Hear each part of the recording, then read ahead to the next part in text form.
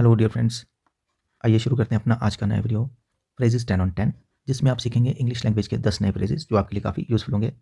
तो देखते हैं पहला हमारे पास फ्रेज है ऑन द अलर्ट।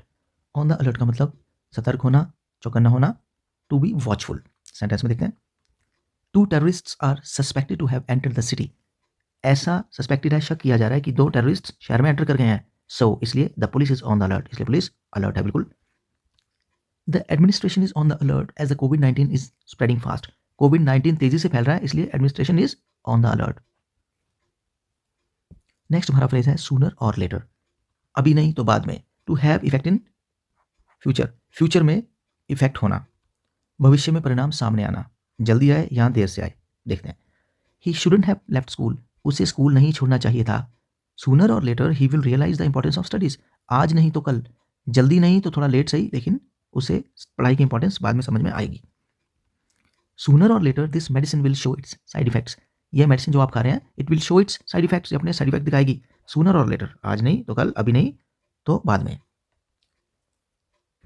नेक्स्ट हमारा फ्रेज है नॉट एट ऑल, बिल्कुल भी नहीं। नॉट इवन द स्लाइटेस्ट, थोड़ा भी नहीं, नॉट इवन द लीस्ट, बिल्कुल भी नहीं, is used in negative sentences. Generally negative sentences में यूज होता है। देखते हैं, she doesn't like him at all. Negative sentence है, she doesn't like him at all, उसे पसंद नहीं करती। एट ऑल मतलब बिल्कुल भी पसंद नहीं करती। She doesn't like him at all.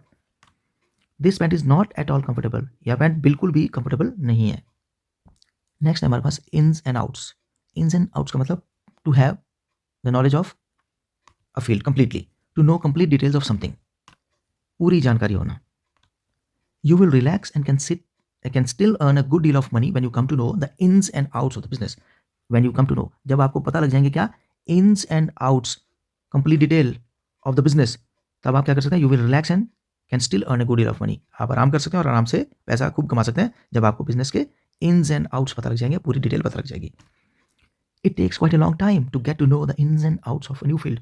किसी भी नई फील्ड के ins and outs complete detail पता करनी है तो आपको समय लगाना पड़ता है। It takes quite a long time, लंबा समय लगता है, इतनी आसानी से नहीं आता, जल्दी नहीं आता। नेक्स्ट हमारे पास है born with a silver spoon in one's mouth.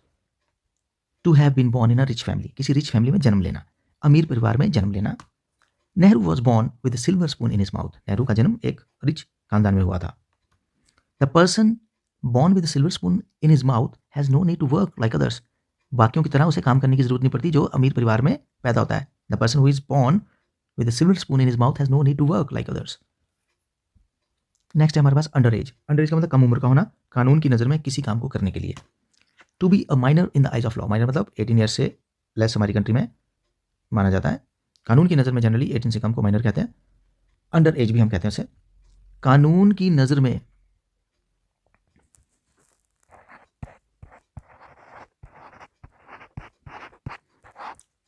कानून की नज़र में किसी काम के लिए अभी कम उम्र का होना। सेंटेंस में देखते हैं, he was under age to get a driving licence.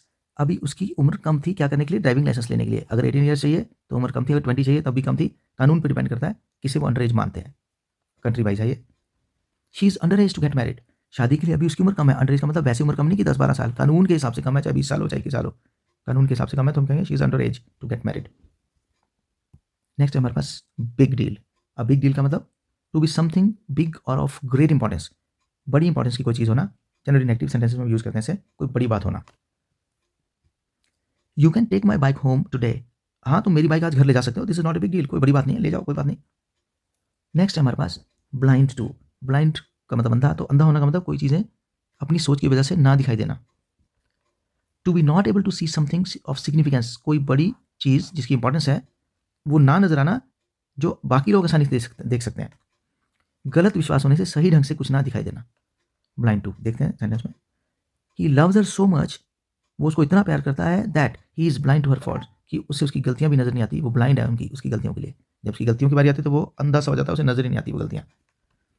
Don't ever be blind to your weaknesses, आप में जो भी वीकनेसेस हैं उनके लिए आपको ब्लाइंड नहीं होना चाहिए, आपको क्लियरली समझ में आना चाहिए, नजर आनी चाहिए। You should not be blind to your own faults.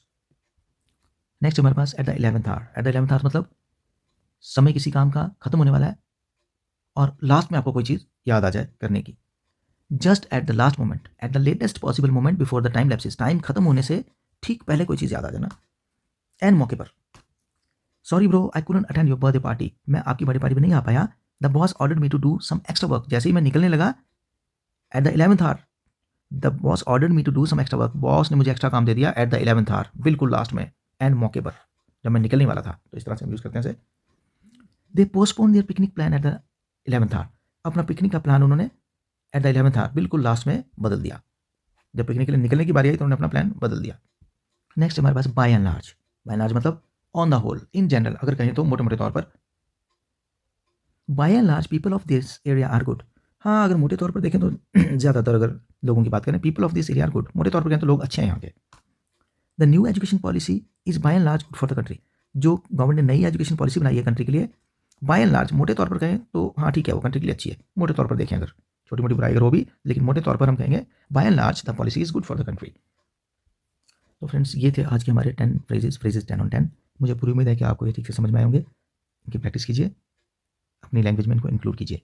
Thanks for watching and don't forget to subscribe to my channel. Thank you. Thanks for watching.